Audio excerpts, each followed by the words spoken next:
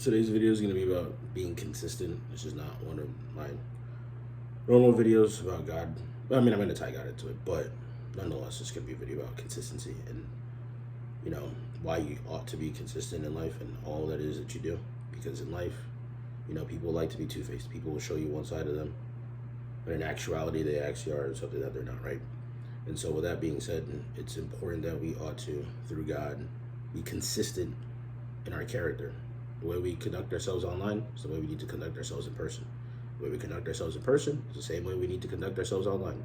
If you are somebody who behaves one way online, then another way in person, or behaves one way in person, another way online, you ought to, fix that, because that's not a good thing. It's two-faced, right? And God doesn't like hypocrites. God does not love those who put on facades and make people believe that they're something that they are not.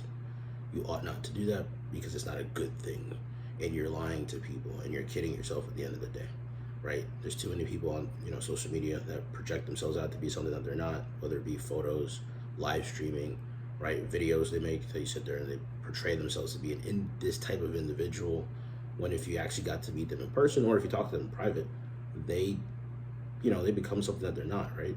Or at least they present themselves to you as that, right? And so you think that they've become this thing, but they actually were this thing. They just hit it. And, fame is usually an attribute to that. As, money makes you more of what you already are, and fame kind of gets to people's heads, so they get egotistical, and they, reveal to the public who they actually are in private. And when it comes to, just like lower level people, they put on a facade so they can get what they want from others. And when they get that thing that they want from others, they reveal their true character to you. So you need to guard yourself.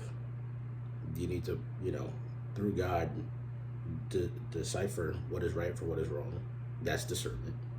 And through that discernment, you're able to sit there and now make an executive decision on whether or not you are going to, continue associating with said individual, or to cut them off, which would be the ideal case. But all in all, be consistent in all that you do, for God, by God, for others, because being inconsistent, being hypocritical, being two-faced does not serve you well at the end of the day. Everything, the kingdom that you built, putting on a facade, will eventually crumble. It will fall, right? And so you ought not to do that. You ought to conduct yourself in a righteous manner, one in which you're consistent in everything that you do.